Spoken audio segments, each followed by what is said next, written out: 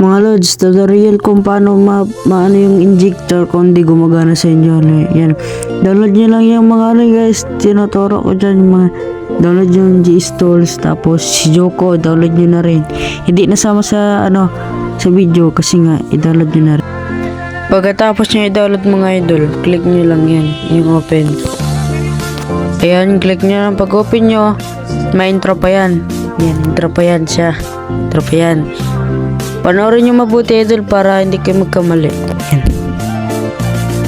Yan guys. Hanapin nyo yung information yan. Hanapin nyo. Kung Android 12.11 kayo, na yung nasa taas. Tapos Android 13 kayo. Ayan. Tapos Android 14 kasi ako mga idol. Kaya si Joko permission ako ngayon. Kung di gumagana sa mga idol, kahit mga Android 11 pa kayo. Ano idol?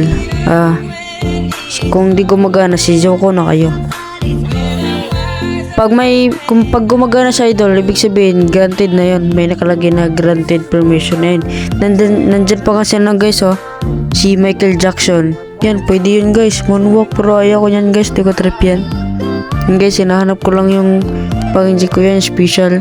Yan, click nyo yung open si Joko, yan. Click nyo yung pairing.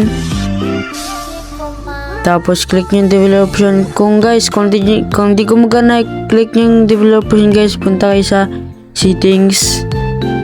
Pagpunta nyo sa settings, tapos hanapin nyo yung about device or about phone.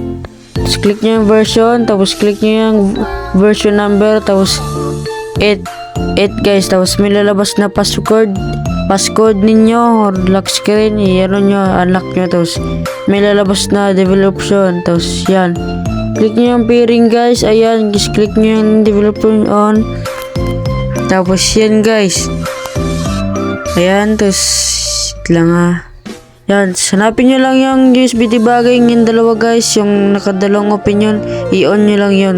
So ilagay nyo yung code dyan, ayan, ilagay nyo, tapos yan, okay na yun guys, pero may mali pa dyan, di ko lang need it. Yan, click nyo yung hero details, tapos hanapin nyo si Cho, yan, hanapin nyo, tapos kung saan nyo gusto nyo inject, yan, special kasi yung hinahanap ko dyan guys. Ayan, open si Joko ulit, tapos click nyo yung start.